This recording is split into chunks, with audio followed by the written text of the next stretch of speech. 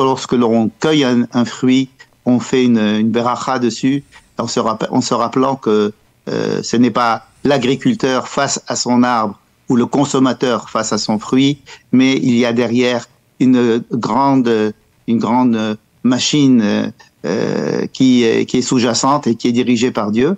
Et étant donné qu'il y a une intention dans l'histoire, il y a une intention dans la nature, il y a une intention dans la création du monde, savoir qu'il y a une intention quelque part, c'est déjà assez apaisant.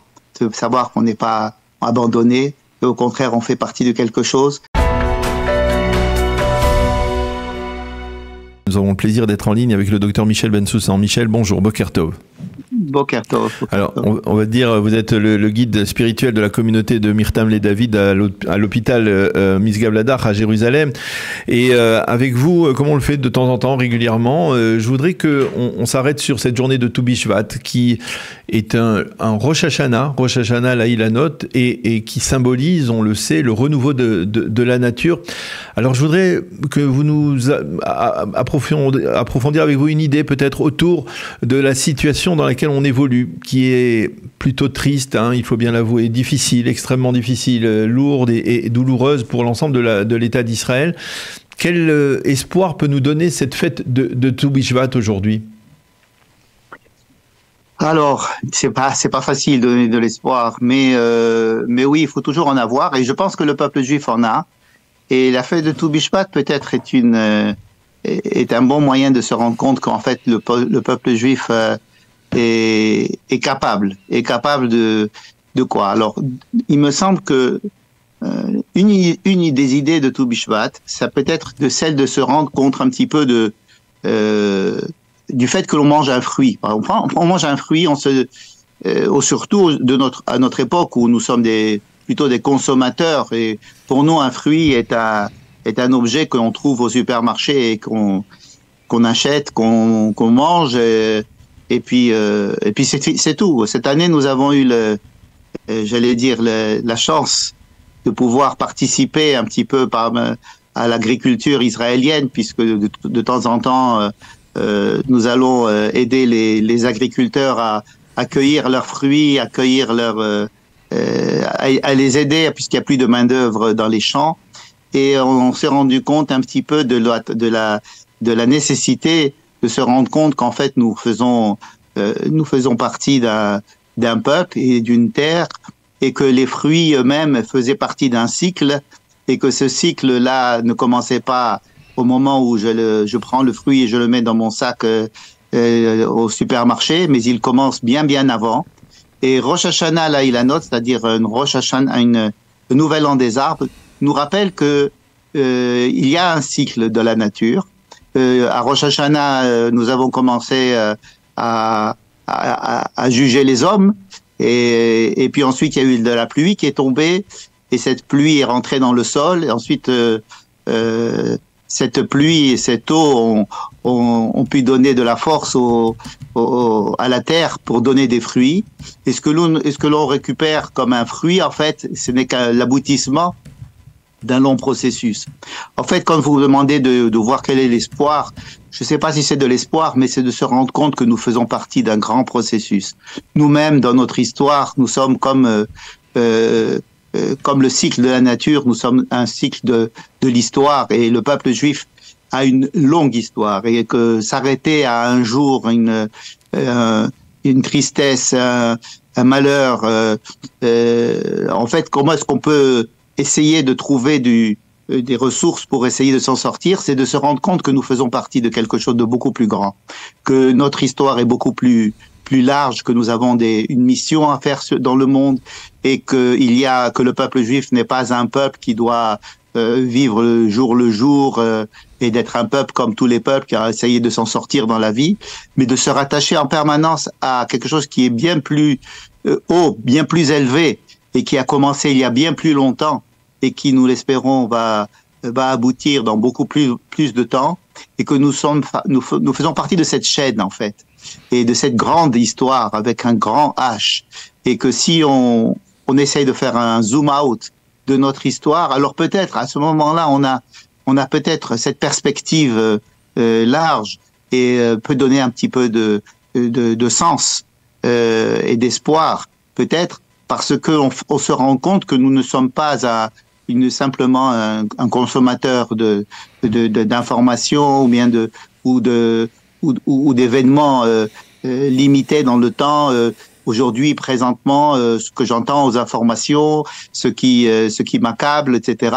Mais voir un petit peu les choses avec beaucoup plus de hauteur. Voir les choses avec la hauteur, ce que le peuple juif, à mon avis, a su faire pour toujours espérer le bien, espérer la délivrance. Qui aurait dit il y a 200 ans que nous aurons une terre et que dans cette terre nous aurons une armée et que nous serons réunis sur une terre et que cette terre d'Israël pourra nous redonner de ses fruits.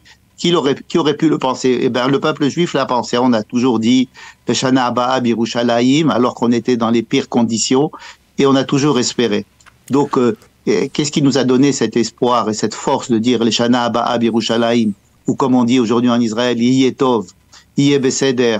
Qu'est-ce qui nous donne cet espoir? C'est tout simplement parce qu'on se rattache à ce qui est au plus profond de nous et qui est bien plus élevé que nous et l'instant présent. C'est l'histoire avec l'intention que Dieu a eu de créer le peuple juif pour essayer d'être une lumière pour le monde entier. Et cette chose-là, on a confiance que ça va aboutir et que même si on passe des moments un peu difficiles, ces moments difficiles ne font que partie d'un grand tout et tout sera pour le bien. Voilà ce que m'inspire la célébration de la fête de Tou Bishvat, c'est de nous rendre compte de cette grande histoire, de cette grande chaîne qui est la vie du peuple Israël dans l'histoire, qui est la grande chaîne de la vie de l'histoire de l'humanité, et aussi la grande chaîne dans laquelle nous faisons partie, c'est-à-dire la grande chaîne de la vie biologique, et quand on se rend compte de du fruit que l'on mange, et que en fait, ce fruit-là fait partie d'un cycle bien plus élevé, et c'est grâce au fait que Dieu ait envoyé de la pluie à un moment donné, qu'il a donné de la force à la terre et la force à l'homme et de l'intelligence, et a donné à cette terre une certaine capacité que l'on peut profiter de manger ce fruit-là. Alors revoir les choses en perspective, c'est à mon avis une chose qu'on peut faire à Tou Bishvat. Et cette résilience dont on parle beaucoup ces derniers mois du peuple d'Israël, cette façon de faire face à la douleur, à la difficulté, à la mort, comme l'État d'Israël essaye de le faire, les habitants de l'État d'Israël le font de ces derniers mois. Cette résilience, elle a pour source d'une certaine manière un peu peut-être ce sentiment qu'on peut avoir peut-être d'une fin de cycle avant Tou Bishvat. On se dit finalement on est dans le plus profond de l'hiver, dans les nuits longues et les journées courtes, et puis hop, d'un coup on revient vers une forme de renouvellement, de retour de la lumière. C'est aussi ça qui inspire d'une certaine manière la résilience du Ham Israël. C'est possible. On se rend compte en fait qu'une année est faite de plusieurs saisons. Il y a des moments où effectivement il y a des nuits, il y a des jours, il y a du tov, il y a du ra, il y a le printemps, on a vécu l'automne, on a vécu un automne et un hiver extrêmement douloureux. On espère un printemps avec de meilleurs augures. Tout est la même idée, c'est-à-dire que le peuple juif est un vieux peuple qui sait que il y a plusieurs étapes dans l'histoire, et qui nous permet de ne pas nous arrêter à un seul événement, et penser que, étant donné que tout vient de Dieu et que tout est pour le bien en fin de compte, le bien et le mal sont en fin de compte, on l'espère, on y croit, pour le bien.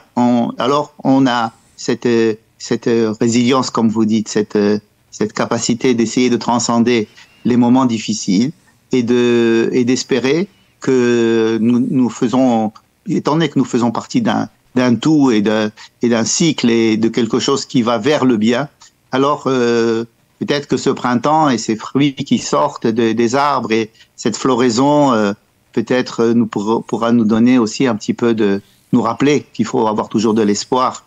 Et ça me rappelle aussi cette idée de la manne que l'on dit dans notre paracha, oui, où Dieu pendant 40 ans nous a envoyé du pain du ciel, hein, du pain qui ne sort pas de la terre, mais qui sort du ciel, pour nous faire entrer ensuite dans une terre d'Israël où le pain ne descend plus du ciel, mais il descend de la terre, qui sort de la terre, je veux dire.